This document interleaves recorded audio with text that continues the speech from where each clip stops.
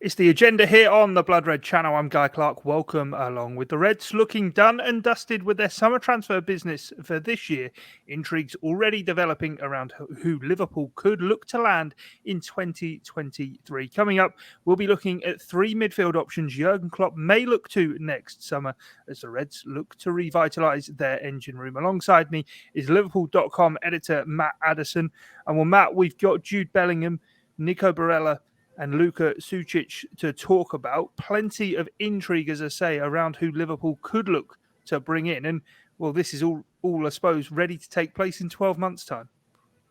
Yeah, it's all set up nicely, isn't it, in terms of the Jude Bellingham one? That's kind of the obvious one. But I think what Aurelien Tchouameni has shown Liverpool this summer, obviously chose Real Madrid over Liverpool and one or two other clubs, is that they're going to have a couple more options in mind. I think with Jude Bellingham, to be fair, I think if Liverpool was on the table, I can see him certainly being interested in that move. I don't think it would necessarily have the same outcome if it was Real Madrid and Liverpool that went for Bellingham in a year's time. But of course, there's other things that could come into it as well. You think of the World Cup, you think of the price tag, all of the rest of it.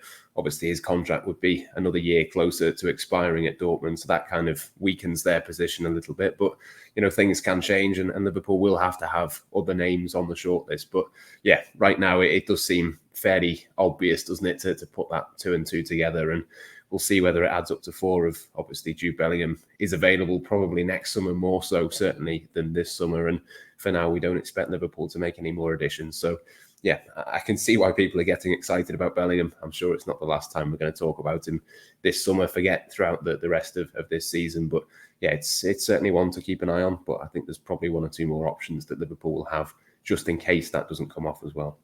How logical do you think it is, kind of, the understanding that Liverpool done for this year and the midfield may now have to wait until next year? Because I suppose if you look at it for kind of team building purposes, Ibrahima Konate, who arrived last year, is, I would argue, far from being a nailed down first choice right now. He and Joel Matip shared a lot of minutes last year, and this season may be the one where he really does cement himself as Virgil van Dijk's out and out first choice partner. The attacking department, of course, the overhaul began there with Luis Diaz arriving in January. Darwin Núñez now has arrived during the off-season. It feels as though maybe if the midfield was looked to be rebuilt this year, might be a bit too much going on too soon across the board. Yeah, possibly. I think maybe you take one area of the team at a time, don't you? I think it wasn't just Konate last summer. It was kind of Tsimikas as well. Obviously, he'd been there for a year at that point, but that was the point where he really kicked on and started to be a genuine option for Liverpool. So I think they're pretty sorted there. Obviously, goalkeepers, they're pretty sorted. It looks like Quivin Kelleher, for now at least, is still happy to be at Liverpool. So the midfield is kind of the area that they've kind of, I suppose, accepted really that they're going to have to do something sooner rather than later. Obviously, like you say, you probably want to bridge that gap at some point as well. I mean, the only thing that I would think possibly next summer is there a chance that they have to end up doing 2 in that position? You think of, obviously, James Milner potentially, probably, I would say, but you never know with him, is going to be his last season this season with that 1-year extension. You then look at Alex Oxlade-Chamberlain. The suggestion at the moment seems to be that they think that he'll stay this season. I can kind of see the logic behind that, but I think it'd be very, very hard to see him getting a new contract. So that's immediately 2 names that would probably almost certainly be moving on, you know, at latest kind of next summer. So I don't know, you are kind of looking at it and thinking maybe there's space for more than just one player. And obviously that being the case, you'd then logically go, well, maybe if they did 1 this year, 1 next year, that could make a bit more sense. But I suppose we said the exact same thing, didn't we, last year? I remember doing one of these podcasts last summer saying, well, Gini Wijnaldum's moved on. If they don't do 1 this summer, they're probably going to have to do 2 next summer. As it's happened, they've not even done 1. So, yeah, you never quite know what Liverpool are thinking. For me, the succession plan, it would make sense to do it in stages, do 1 this summer, 1 next summer. But if they end up doing 2 next summer, I'm sure, you know, they'll have done the right sort of work to make sure those are the right players. And ultimately, I suppose that's what they'd argue, isn't it? If you have to wait 12 months, but you wait 12 months and get the one that you want, it's probably better than just going and getting a short-term or stopgap option this summer just for 1 season. Yeah, definitely. I suppose then let's consider the names on the list. As I say, we've got three options that we're going to talk about, but the way we know Liverpool do their business, I'm sure there'll be a plethora of names on that list that they probably will scattergun go for all at once and then decide which deal is the best for them to conclude. But I think a lot of people getting very excited, and I suppose the man who'd be right at the top of the list right now is Jude Bellingham. Explain why, Matt, he would be the man at the top of the list right now for a new midfielder at Liverpool. Yeah, I think he ticks a lot of boxes. I think obviously the fact that he's English is something important. And I think, I've had a few questions actually over the last few weeks and in various different places as to why does it matter? Why do we always say he's English? And that's a big tick. But of course, it's around the kind of Premier League regulations and the rules that you've got to have a certain number of those players in your squad. I think if you get Jude Bellingham, he's not just English, but he's, a top quality option that you can put into your team and you'd imagine would be there for 10, 12, maybe more seasons if you wanted him to be.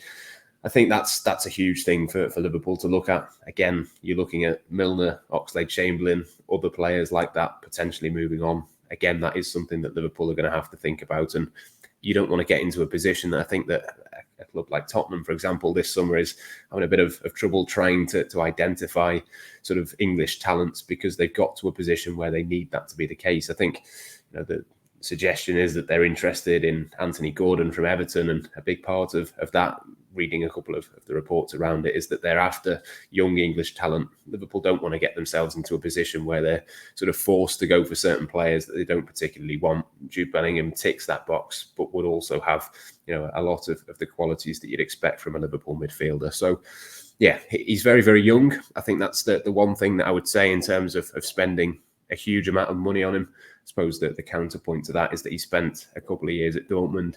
By 2023, it'll be 3 full seasons that he's had there where he's pretty much been a regular. There's been, a few different periods across that time, I think, where he's not played week in, week out, and maybe he's been on the bench a little bit more and been a little bit more inconsistent. But generally speaking, of course, he's still only a teenager, but in terms of football terms, a little bit like Harvey Elliott, he's not really a teenager in terms of how many years of senior football he's had. So we do tend to see Liverpool go for kind of 23, 24, but I think that's more a case of you've got enough of a body of evidence really to build up a real picture of what that player is about. I think with Jude Bellingham, you're not going to have to wait until 23, 24, because if you did, he'd then have sort of 6 seasons of Champions League football under his belt. So, yeah, I think it's one of those that it makes sense on a number of levels. Not least, he's just a really, really good footballer. You can kind of pitch him really as a Jordan Henderson successor in that number 8 role, and I think that's probably what Liverpool are going to be looking for. Yeah, definitely. He's a player who turns 19 tomorrow, actually. So I'm sure a number of Liverpool fans will be blowing up in his notifications across social media, wishing him a happy birthday. He's played 90 times during his 2 years at Borussia Dortmund. So, as you say, not all of those starts, but has been somewhat of a regular player for them. And 15 caps for England as well. He does seem to tick a number of boxes, but equally not always kind of send that crossover from players coming from the Bundesliga to perform really well at Liverpool. And I suppose with just the fact that he is English, as you say, that clamour, it kind of a mystique with him playing in a foreign league kind of seems to build and build and build. And I suppose we saw it with Jaden Sancho, didn't we? Eventually, it kind of moves beyond a level where Liverpool are comfortable doing a deal, because at times the player in the fee can get overinflated.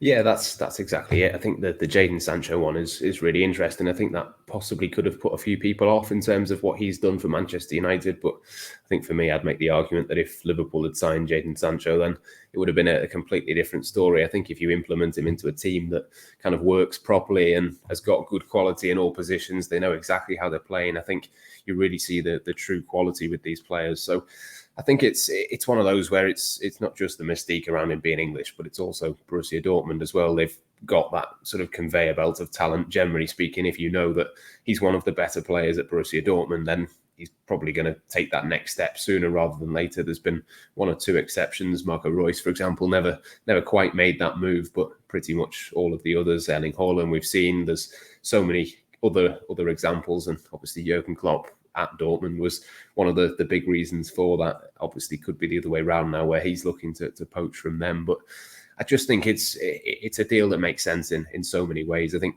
people who've watched Dortmund consistently over the last couple of seasons, particularly in the season just gone, would say that Erling Haaland and Jude Bellingham were the two real standouts, not just in terms of their ability, but also kind of their leadership and their role within that Dortmund squad. I think is really crucial and really important. So obviously we know how much Liverpool take into account the kind of off-field stuff. Obviously, anyone who plays with him with England will be able to give them a bit of a lowdown of what he's like. But it really does seem to be that he's taken on a bit more of a leadership role at Dortmund this season, which I suppose is a little bit of a criticism almost of the rest of their squad, in that Erling Haaland's only very young himself. Obviously, Bellingham's still only a teenager. If those two are kind of real leaders in that team, it maybe doesn't say much for the state that Dortmund find themselves in. But at the same time, I think it's been a really, really good opportunity for those two to step up and take the next step in their career. And you'd imagine Bellingham would do similar next season as well. If he has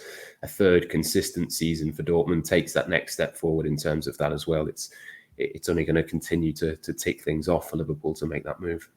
Yeah, no, very much so. Next name on our list then is Nicolo Barrella, a man who I suppose I wouldn't say opposite end to Jude Bellingham, because as you say, he has played a number of games, but a guy who has won a domestic league, who's tasted success at international level as well, with Italy winning Euro 2020. He's been a player who long term has been, I suppose, on the radar for Liverpool, and we know that the way in which they operate, if they see a player at a young age, they often will keep tabs on him. Don't often though see players leaving Italy, as Nicolo Barrella would be doing, and coming across to the Premier League. Yeah, no, it's a strange one, isn't it? In terms of the Italian teams, they've kind of swapped players about between themselves a lot. We've not seen too many of the top talents move and certainly move and be successful. When you think of someone like Romelu Lukaku as well, obviously had been in England before, but it's not particularly worked from him coming out of Serie A, where he looked at his best. But yeah, Nicolo Barrella is a really interesting one. I think, Jurgen Klopp clearly is a massive fan of him. You could tell, I think, when Liverpool played Inter in the Champions League earlier in the season, he was suspended for both of those games, having been sent off against Real Madrid. But Jurgen Klopp, in both of his pre-match press conferences, was very, very pleased that his team didn't have to come up against Barella in those matches. And I think he's certainly one of, if not the best player in the Inter team. So you can see why that is. I think, you go through the numbers, you can see why Liverpool might be interested in him. I think he's probably slightly more of an attacking player than Jude Bellingham. He's certainly got the kind of profile of being able to progress the ball and get the ball into dangerous areas. The only thing I would say is that whilst his attacking numbers are really good, defensively not particularly brilliant, doesn't show up brilliantly in the metrics, but potentially that's just a kind of style thing. Maybe that's something that Liverpool could turn him into a bit more of what they want. But you look at the attacking numbers, he's kind of 95th percentile for progressive passes received, which obviously you could imagine Thiago from deep playing those balls into him finding those pockets of space. That's the kind of midfielder that Liverpool probably lacked at certain times last season. I suppose you can make the argument that Harvey Elliott could potentially become that, but maybe isn't quite that, or certainly quite at that level just yet. Touches in the opponent's penalty area, 96th percentile, 91st for successful dribbles, 88th for progressive passes. I mean, you are kind of painting the picture with those numbers of a player that Liverpool probably do lack. He's that kind of number 10 type profile, but could slot into a midfield three and really work well with what Liverpool already have. But it's one of those, the defensive numbers do worry me. You look at kind of 10th percentile for interceptions, 7th for pressures, 41st for tackles, so that's a little bit better, but even that isn't great. Even if you are a number 10 at Liverpool, you're going to have to show a little bit more of that. Like I say, it could just be that his role at Inter simply isn't to press the ball and they play in a different way, but it doesn't look great to me on paper for a Liverpool player. No, most definitely. And I suppose he's also at the older spectrum of those players who we are going to talk about as well, even though he is only in his mid-20s. A final name on the list then to talk about is Luca Suchitch, who is part of the Red Bull Salzburg setup. He's an Austrian midfield player who is coming through at Salzburg, and we know the link that Liverpool have had with the Red Bull clubs in particular. He's just had his first season where he's played more than 25 league games in a campaign. I think I'm right in saying across all competitions he scored 11 goals, and I suppose it goes further on. I suppose the style of midfielder we're talking about today are all kind of those who would more likely fit into the 8 roles, as opposed to Chouameni, who we spoke about right at the start. Very much more kind of seen as one of those deeper midfield players. Yeah, I mean, I have to say, I've not watched loads of Luca Suchitch, but he does look a really, really interesting player. The kind of profile that stands out to you as one that you could mould into that number 8 role. He kind of reminds you a little bit of a Jones or an Elliott, where you can tell his instinct is to be a lot more creative and take a lot more risks. You mentioned the goals there, just having a watch of those before we started recording. There seems to be, 4 or 5 at least this season from outside the box. He seems to do a lot of things that Liverpool probably try and talk their midfielders out of a lot of the time, but he's got those attacking instincts. He's certainly a player that I think is certainly one to watch over the next few seasons. Obviously, one that Liverpool will be aware of. They probably will come up against him in pre-season, of course, when they play Salzburg later this summer. So I think he's an interesting player. Having a watch of him actually just before it, he kind of reminds me a little bit of Martin Odegaard. I think it's interesting as well. He's kind of a left-footed player in that position. Obviously, Harvey Elliott is one of those for Liverpool, but they do have a little bit of a lack of left-footed players at the moment in that team. So that could be something to look at. But I think for me, he's one that you'd probably keep monitoring for the next 2, 3, 4 seasons, maybe slightly longer. Maybe let him go to somewhere else, maybe somewhere in the Premier League, maybe to Leipzig or wherever it might be, and see how he does there, and then make that move afterwards and let somebody else take the risk on him. I think he's still only a teenager himself, I think 19. So there's still a bit of work to do. There's still a lot of development. It would be a big step to go from Salzburg to Liverpool. But yeah, you never know. It's one of those that maybe, and just this is completely hypothetical, but if Jesse Marsch, for example, was to stay at Leeds United for a couple more seasons, maybe they could become the kind of Red Bull, but in England for Liverpool to make that jump from. So I think there's certainly a lot to like about him, but I suspect he would probably make another move before Liverpool come in for him. Yeah, I said before, he's an Austrian midfield player. He plays his football for Croatia in the international setup, dual nationality, born in Austria, but raised by Croatian parents, and that is kind of the nation that he plays for. And I mean, it's fascinating. He's 19 to turn 20, and I suppose he's said in the past, Luka Modric is kind of his footballing hero. And I suppose when you look at it, with Darwin Núñez coming in and being the successor to both Edinson Cavani and Luis Suarez. Luis Suarez at Uruguay. I suppose, as we mentioned there, Luca Suchitch could be the long-term replacement for Luka Modric in that Croatian midfield. And I suppose, as you say, he's one of those who, turning 20 in September, it is all about the potential. And I suppose that rings true with Jude Bellingham, but Bellingham more so probably has the catalogue behind him already, the experience to say he would be ready to fit into the Liverpool midfield. And I suppose with both Curtis Jones and Harvey Elliott, albeit they've got this next season perhaps to become more first-team regular players, surely Liverpool are going to want a kind of plug-in-and-play option who is ready to immediately go into that midfield rather than maybe a developmental option. Yeah, I think Bellingham has certainly got the edge. Obviously, he'd be a lot more expensive, but he's played in the Bundesliga. He's played in the Champions League already. He's played for England. He's got that experience to be able to come straight in. But I suppose part of it comes back to where they see Fabio Carvalho as well. In 2 or 3 years' time, we could be talking about him as exactly this midfielder. I think that's certainly where I would see him. Possibly not straight away. I think there's certainly sense in plugging him into the front three, Carabao and FA Cup games, for example, next season, maybe a couple of times in the Premier League as well. But if he ultimately is going to be one of these creative number 8s that plays in that role as well, I mean, Curtis Jones, I absolutely love. Harvey Elliott, I think, is nailed on to play for Liverpool for a number of seasons. There's probably only so many of this profile that you can have at one club. But yeah, lots of things still to be determined. And Fabio Carvalho could end up in the front line long term. Who knows? It might not be the case that he does move back eventually. But yeah, we'll see what happens. But I think Luca Suchitch is certainly one of those to keep an eye on. Do you feel there's kind of a need for whichever midfield option. As you say, there may even next summer be two midfield options that are going to be needed should the number of players move on at the end of the season. But do you think maybe, I suppose, top of the list, the first one who comes in, be a player who is versatile to play, perhaps if Liverpool were to move to a 4-2-3-1, as well as playing a 4-3-3? So, albeit playing maybe that deeper kind of double pivot role, or equally playing one of those more higher in advanced roles. Yeah, I think for me, it's got to be someone that can play as a box-to-box number 8, but can also play as one of the 2 6s in a 4-2-3-1. I don't think they need another number 10 because they've got Firmino, Carvalho, Elliott, Jones. You've got a number of players that can play in that role. But I think to have someone in that creative position as a number 8, I think is basically what Liverpool are working towards, isn't it? Obviously, Harvey Elliott is one of those, but you've got to have other options as well that can do that link. I think, to have someone who can play as a 6 without Fabinho being there, you could see maybe a Thiago and a Henderson being a 2. Obviously, those two both over 30. Is there somebody else that you could bring in that could do that as well? I think, Jude Bellingham possibly is one of those that could play that role alongside somebody else. Probably wouldn't fancy him to play the 6 on his own, but I think there's certainly the potential to play him alongside somebody else.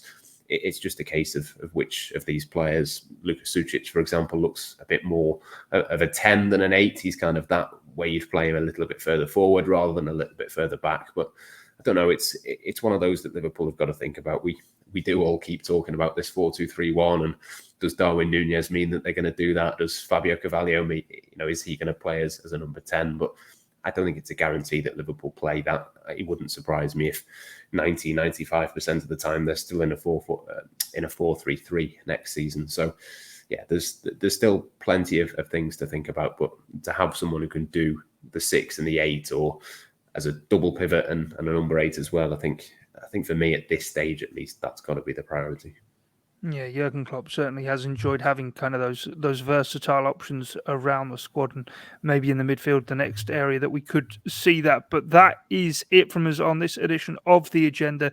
Let us know what you think and who in the comment section you would like to see Liverpool targeting to perhaps come in to revitalise that midfield in 2023. But from myself, Guy Clarke, and Matt Addison, thanks for your time and your company here on Blood Red. It's bye for now.